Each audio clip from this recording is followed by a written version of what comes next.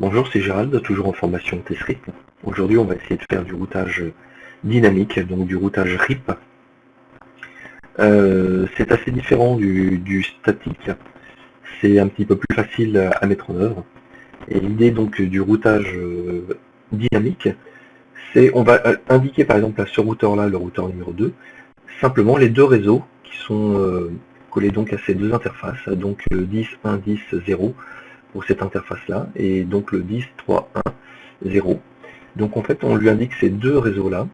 On va faire la même chose sur chaque routeur, et donc la manière dont fonctionne le protocole RIP, c'est que chaque routeur va s'envoyer ses informations de réseau, et donc du coup, une route va s'établir, et il va permettre donc de faire un routage complet. C'est bien plus simple à mettre en œuvre qu'un routage statique, où je vous rappelle qu'il fallait donc indiquer à ce routeur-là, pour joindre ce réseau-ci avec un /24, qu'il fallait passer donc par cette passerelle-là, donc c'était une commande IP route. Donc si vous passez du routage statique au dynamique, il va falloir donc supprimer votre IP route en indiquant simplement la commande no devant votre ligne de commande, donc no IP route, en indiquant donc tout le chemin que vous aviez indiqué. Il va falloir faire ça sur tous vos routeurs si vous l'aviez fait auparavant. Maintenant, dans cette configuration-là, il n'y a aucun paramétrage encore d'effectuer. Donc on va commencer par ce routeur-là. Le début du paramétrage ne change pas, c'est toujours pareil. Il va falloir passer donc en mode privilégié, ensuite en mode configuration, et il va falloir, la première chose à faire, c'est configurer les interfaces. Donc sur ce routeur-ci, l'interface, donc face Ethernet 01, c'est du 10.3.1.254 en /24. Ensuite, on va configurer cette autre interface qui est le face Ethernet 00 en 10.1.10.2 en /30. Donc bien faire attention au /30. Donc on commence, on va faire donc initialisation du FA0/1. Donc c'est celle-ci. On lui indique donc son adresse IP. Donc c'est le 10.3.1.254. Et son masque, c'est donc du 255.255.255 0./24. On active l'interface avec la commande no shut.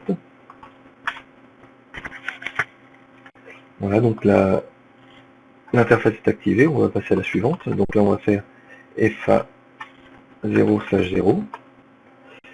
IP adresse, donc cette fois-ci, c'est le 10.1.10.2. Par contre, attention, on est en /30, donc c'est du 252. On active l'interface avec un no shut. Voilà, donc là, on va pouvoir vérifier normalement. On voit bien que nos deux interfaces sont paramétrées et sont activées. On va passer donc au paramétrage du RIP. Donc toujours en mode conf, on tape la commande routeur RIP. Nous allons choisir la version de notre RIP, c'est la version 2. Et donc on passe la commande network et on lui indique donc les deux réseaux donc adjacents à notre routeur. Donc on va commencer par celui-ci. Donc c'est le 10.3.1.0. Pas besoin de mettre de masque, hein, juste le réseau. Ensuite, network 10.1.10.0. Voilà. Donc notre configuration est effectuée pour ce routeur-là. On va sauvegarder notre configuration en mode config avec un copy. C'est en mode privilégié, pardon. Il faut que je ressorte encore. Voilà. Copy run start.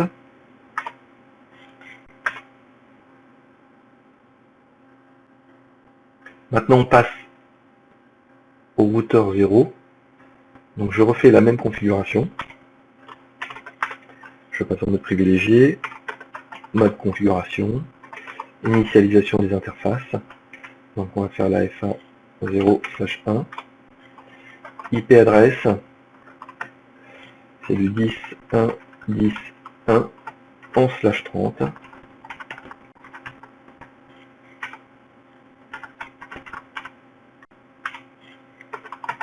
no shot. Voilà. On va passer à la suivante. INT FA 00. IP adresse 172.16.02 255 255 255 252. Alors le /30 en fait est intéressant pour la sécurité puisqu'en fait il ne permet que 4 hosts, moins 2 vous avez le réseau et le broadcast, donc en fait vous avez que le 2 hosts possibles, le 2 et le 1, ce qui est quand même sécurise un maximum votre réseau. Il ne faut pas que j'oublie de faire un no-shot. Voilà, on va s'occuper du RIP. Donc routeur RIP, version 2, network. Donc là c'est du 10.1, 10.0. Network. L'autre côté c'est du 172.16.0.0. Entrée. Exit. Exit. Copy. Run. Start. Voilà. On passe au dernier routeur. Mode privilégié. Mode configuration. Initialisons l'interface. FA 0/0. IP adresse. Donc 0/0 c'est celle-ci. Donc 172.16.0.1/30. 252. No shot pour activer notre interface. On initialise la suivante. C'est la FA 0/1. IP adresse. C'est 10.1.1.254. En /24 cette fois-ci. 255. 255. 255. 0. Un no-shot pour activer l'interface. Routeur RIP pour initialiser le protocole RIP. La version du protocole c'est le 2. Le network, donc c'est 172.16.0.0. Et l'autre c'est le 10.1.1.0. Voilà. Copy, run, start pour sauvegarder notre configuration. Voilà, donc effectivement, vous voyez que la configuration donc en mode RIP est beaucoup plus simple. Et en fait, chaque routeur, connaissant donc c'est les deux réseaux ici, va transmettre cette information au routeur suivant. Et donc la route va s'effectuer. Donc vous allez pouvoir rajouter un autre routeur, indiquer les deux réseaux qui lui sont adjacents et automatiquement l'information va circuler et donc c'est beaucoup plus facile, il n'y a pas de route complexe à effectuer. Voilà, donc on va tester donc maintenant le ping entre nos deux interfaces. Donc sur le PC02 on va essayer de joindre le PC01. Donc le PC02 c'est du 10.1.1, sa passerelle c'est du 10.3.1.254, donc qui est ici. C'est sa passerelle donc de sortie pour pouvoir sortir donc sur les autres réseaux. Alors on va faire un ping donc du 10 1 1 1.